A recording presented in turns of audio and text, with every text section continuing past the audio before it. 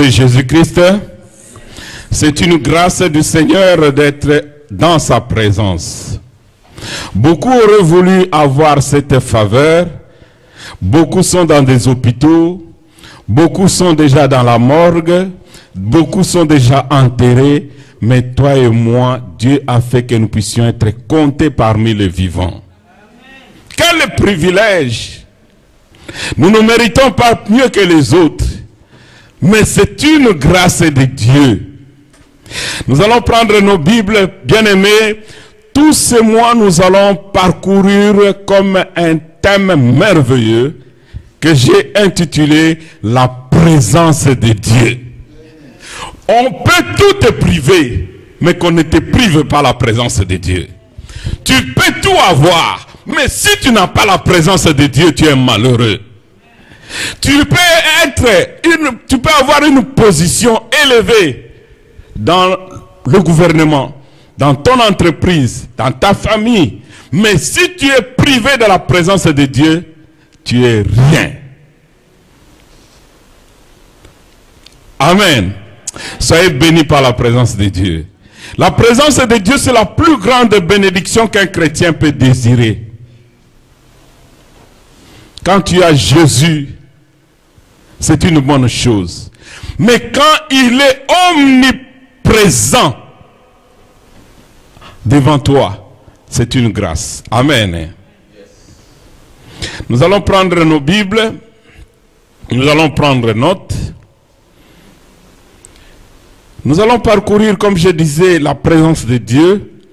Mais ce matin, j'ai pour thème simple et prudent. Nous allons prendre nos notes. Matthieu chapitre 10. Nous allons lire à partir du verset 16 et 17. Ensuite 21 à 22. Mais ceux qui prennent note, vous écrivez à partir du verset 16 jusqu'à 22. Je disais Matthieu 10, verset 16 à 22. Ensuite, nous allons lire Ésaïe 53, 1 à 3, le texte que nous connaissons bien. Nous allons parcourir encore Philippiens chapitre 2, au verset 5 jusqu'au verset 10. Je disais Ésaïe 53, 1 à 3. Philippiens 2, 5 à 10.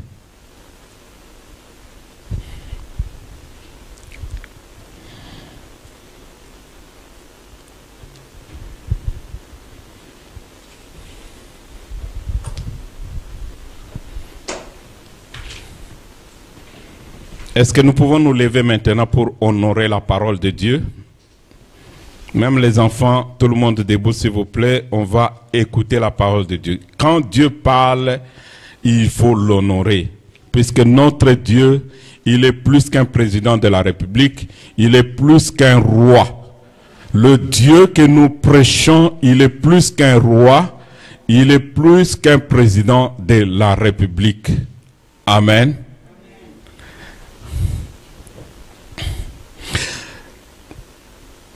Je disais Matthieu chapitre 10, à partir du verset 16 jusqu'à 22.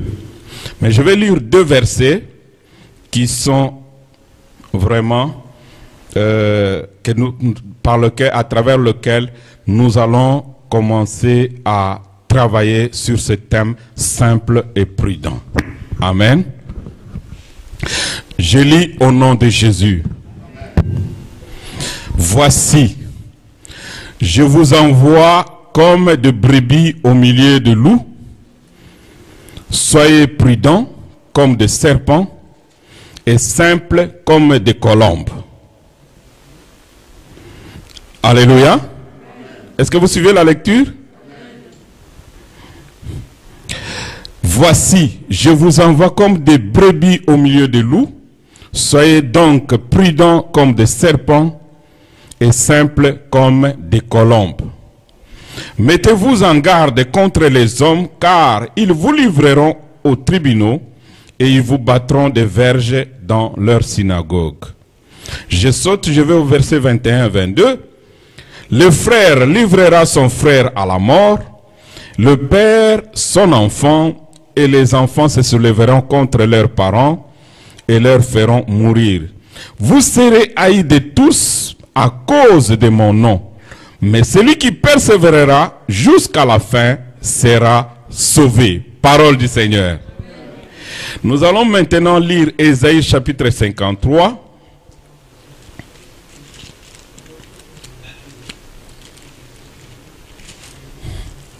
Ésaïe chapitre 53, je vais lire les 3 premiers versets.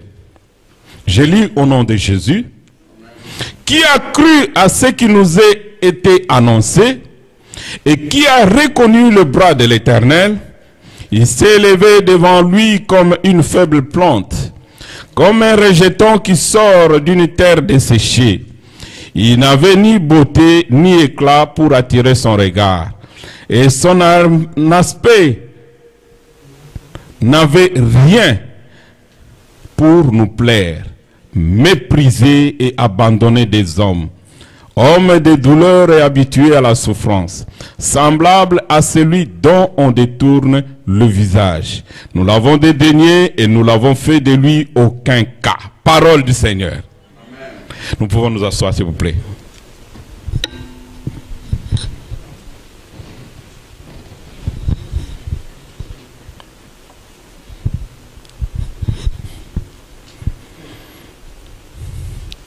Amen. Amen.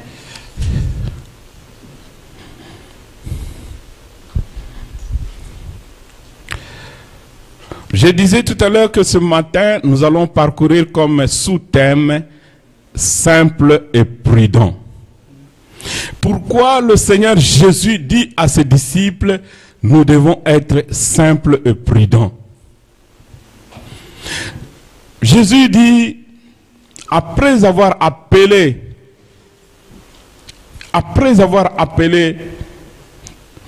choisi et appelé ses disciples, il les a formés. Après la formation, il les a encadrés.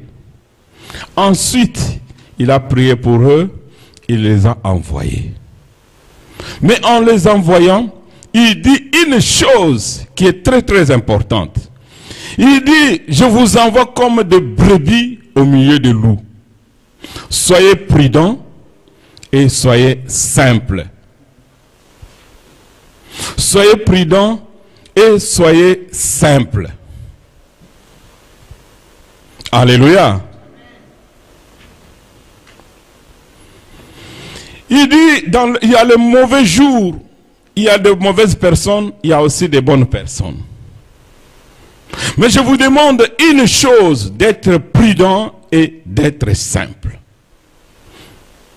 Prudent pourquoi? Puisque vous pouvez rencontrer de mauvaises personnes qui croient en moi, et vous pouvez aussi rencontrer de bonnes personnes. Alléluia.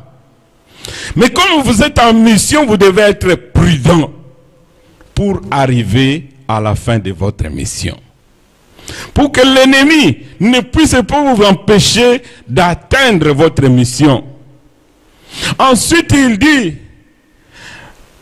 soyez simples comme la colombe. Et ce matin, c'est un peu difficile en peu de temps de parler de la prudence comme un serpent et de la simplicité de la colombe. Je vais commencer par parler expressement de la simplicité de la colombe. Je parle ce matin de la colombe. Prochainement, je vais parler de la prudence. Pourquoi? Puisque quelqu'un qui est simple, il peut facilement être prudent.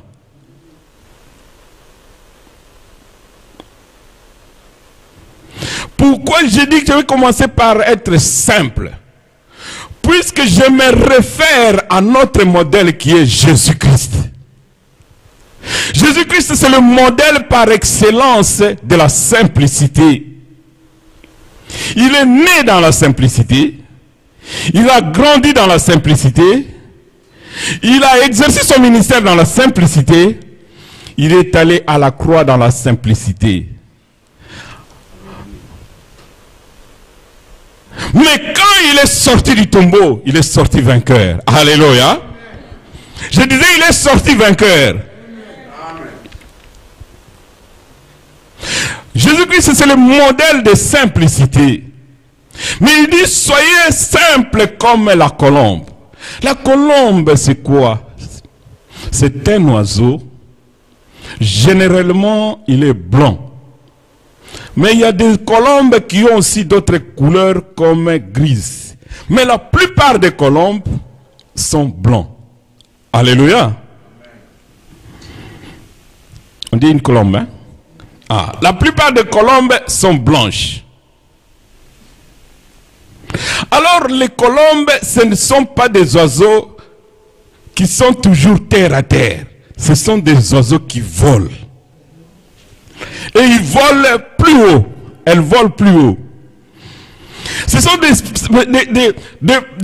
oiseaux qui sont messagères de la bonne nouvelle. Alléluia. La colombe, c'est un oiseau qui est porteur de la bonne nouvelle. La colombe, c'est l'image du Saint-Esprit. Puisque quand on a baptisé Jésus-Christ dans l'eau par Jean-Baptiste, on a vu l'image d'une colombe au-dessus de sa tête. Alléluia. La présence du Saint-Esprit. Donc Jésus nous dit, nous devons être simples comme une colombe. La colombe n'est pas brutale. La colombe n'est pas méchante. La colombe n'est pas carnivore. La colombe est un oiseau simple, doux, paix. Tout ce qu'il y a dans le Saint-Esprit, on le voit dans l'image de la colombe. Alléluia. Et généralement, la colombe, c'est un oiseau très propre. C'est l'image de la sainteté. Alléluia. Mais Jésus dit, soyez simples comme la colombe. Dans la simplicité, Jésus, j'englobe beaucoup de choses que je viens de préciter en ce lieu. Une colombe. Puisque notre Seigneur Jésus lui-même, il était très très simple. Dans tout ce qu'il faisait, il le faisait avec simplicité. Alléluia. Ah, notre Dieu est bon. La simplicité, ce n'est pas une faiblesse.